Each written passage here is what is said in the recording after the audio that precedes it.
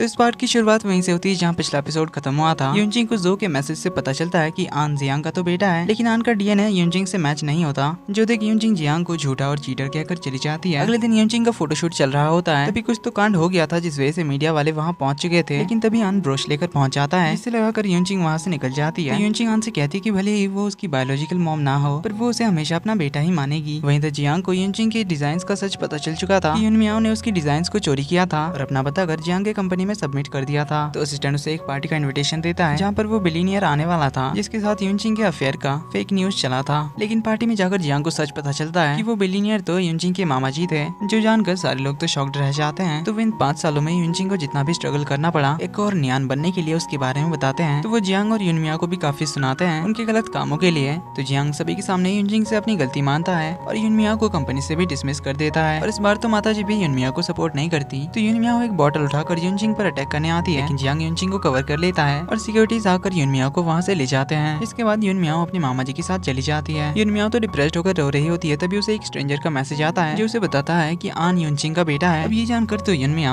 आन को किडनैप कर लेती है और जियांग और यूनजिंग को कॉल करके अकेले मिलने आने के लिए कहती है, जहाँ पर वो आन को छोड़ने के लिए उन दोनों से डिवोर्स पेपर पर साइन करने के लिए कहती है और यूनजिंग को उसके डिजाइन के सारे कॉपीराइट उसके नाम ट्रांसफर करने के लिए कहती है। अब यूनमिया ने आन के गले पर चाकू रखा हुआ था, इस वजह से दोनों साइन कर देते हैं। लेकिन यूनमिया को तो पता ही था कि जियांग कभी उसका नहीं हो सकता, इसीलिए वो आन को चाकू से हर्ट कर देती है। तो दोनों जल्दी से आन को उठाकर हॉस्पिटल ले आते हैं, जहाँ पर डॉक्टर बताते हैं कि आन का बहुत खून बह चुका है, इसलिए उन्हें पी ब्लड ग्रुप की जरूरत पड़ेगी, जो काफी रेयर होता है। पर यूनजिंग का पी ब्लड ग्रुप था। इससे तो यूनजिंग को भी समझ में आ जाता है कि आन उसका ही बेटा है, तो आन को ब्लड चढ़ाया जाता है, जिसके बाद वो ठीक हो जाता है। तो जियांग भी यूनजिंग को सच बता देता है कि आन उन्हीं का बेटा है। लेकिन यहाँ दोनों को ये भी पता चलता है कि उन दोनों को अलग अलग कहानी बताई गई थी। जियांग को बताया गया था कि यूनजिंग ने उसे चीट किया और बच्चे को छोड़ दिया। वहीं यूनजिंग को बताया गया था कि जियांग ने उसे चीट किया था और उसका बच्चा तो मरा हुआ पैदा हुआ था। जो सुन दोनों तो शॉक्ड होते हैं, लेकिन अभी दोनों की मिसअंडरस्टैंडिंग दूर हो गई थी, इसलिए दोनों खुश थे। तो यहाँ यूनजिंग उसे दूसरी गुड न्यूज भी देती है कि जल्दी उनका सेकंड बेबी आने वाला है, जो सुन जियांग तो और ज्यादा खुश हो जाता है। वहीं यूनजिंग बताती है कि उसके बच्चे के मरने की बात जो ने उसे बताई थी, तो वो लोग जो से मिलने के लिए चले जाते हैं, जहाँ पर वो तो बेहोश पड़ा था। तो उसे होश में लाने के बाद जो बताता है कि जियांग की मॉम का असिस्टेंट आया था कुछ आदमियों के साथ और यहाँ पर तोड़फोड़ करी, क्योंकि जो को पता चल चुका था कि 5 साल पहले वो सब कुछ किसने कराया था। तो वो सारे सबूत एक पेन ड्राइव के अंदर थे, जिससे जो इन्हें दे देता है, जिसमें 5 साल पहले जियांग की मॉम की वॉइस रिकॉर्डिंग्स थी, जहाँ पर उन्होंने यूनजिंग के अफेयर के बारे में फेक न्यूज फैलाने के लिए कहा था और उसके बच्चे को एक मरे हुए बच्चे के साथ एक्सचेंज करने के लिए कहा था। अब ये सुन जियांग यूनजिंग को प्रॉमिस करता है कि वो उसके गुनहगारों को नहीं छोड़ेगा, जिसकी शुरुआत होती है यूनमियाओ के अरेस्ट होने से। फिर वो अपनी मॉम को बोर्ड ऑफ डायरेक्टर्स के पोजीशन से हटा देता है और उन्हें वार्न करता है कि उनके लिए ये आखिरी चांस होगा। अगर उन्होंने दोबारा से कभी भी यूनजिंग को हर्ट करने की कोशिश की तो उनके लिए अच्छा नहीं होगा। अब इसके बाद यूनजिंग जियांग को अपने अंकल के साथ मिलाने के लिए ले जाती है, ताकि दोनों के बीच के रिलेशन ठीक हो सके। तो अंकल को खुश करने के लिए एज ए गिफ्ट वो आन को उसके पास लाते हैं, लेकिन अंकल अभी भी जियांग से गुस्सा थे। इवन वो तो उन्हें माफ भी नहीं करना चाहते थे। वहीं वो यूनजिंग को जियांग से डिवोर्स लेने के लिए कहते हैं और उसके बदले किसी अच्छे इंसान को अपना लाइफ पार्टनर चूज करने के लिए कहते हैं। लेकिन यूनजिंग बताती है कि उनका दूसरा बेबी भी आने वाला है, जो सुन अंकल तो जियांग पर भड़क ही जाते हैं और जियांग के बदले वो जो से यूनजिंग को शादी करने के लिए कहते हैं, क्योंकि जो भी यूनजिंग को लाइक करता है। इवन वो तो उसे शादी के लिए प्रपोज भी कर देता है और ये भी कहता है कि वो उसके दोनों बच्चों का अपने बच्चे की तरह ख्याल रखेगा। लेकिन यूनजिंग कहती है कि वो तो उसे सिर्फ अपना अच्छा दोस्त मानती है। वहीं जियांग भी अंकल से माफी मांगता है और उससे प्रॉमिस करता है कि वो यूनजिंग का साथ कभी नहीं छोड़ेगा और अपनी ऑनेस्टी प्रूफ करने के लिए वो अपनी कंपनी को ही यूनजिंग के नाम कर देगा। जो सुन यूनजिंग तो इम्प्रेस होती है, लेकिन अंकल वहाँ से बिना कुछ कहे चले जाते हैं। अब यहाँ ये दोनों तो साथ हो गए थे, लेकिन जो का तो दिल टूट गया था। अगले सीन में अंकल ने जियांग को बुलाया होता है, क्योंकि उन्हें तो उन दोनों की मिसअंडरस्टैंडिंग से लेकर सारी सच्चाई पहले से ही पता थी। वो तो बस जियांग का टेस्ट कर रहे थे और उसकी ऑनेस्टी से वो इम्प्रेस हुए, क्योंकि जियांग ने ऑलरेडी कंपनी यूनजिंग के नाम ट्रांसफर कराने की प्रोसेस शुरू कर दिया था। अब अंकल ने जियांग को जो के जरिए सीक्रेटली बुलाया होता है, ताकि ये दोनों मिलकर यूनजिंग को सरप्राइज दे सके। लेकिन तभी हमें पता चलता है कि जो जियांग बनकर गया था अंकल से मिलने के लिए, वो तो असल में जो था जिसने ब्रोश लगाया था। अब जो तो अंकल से भी गुस्सा हो जाता है, क्योंकि उसे लगा था कि अंकल उसे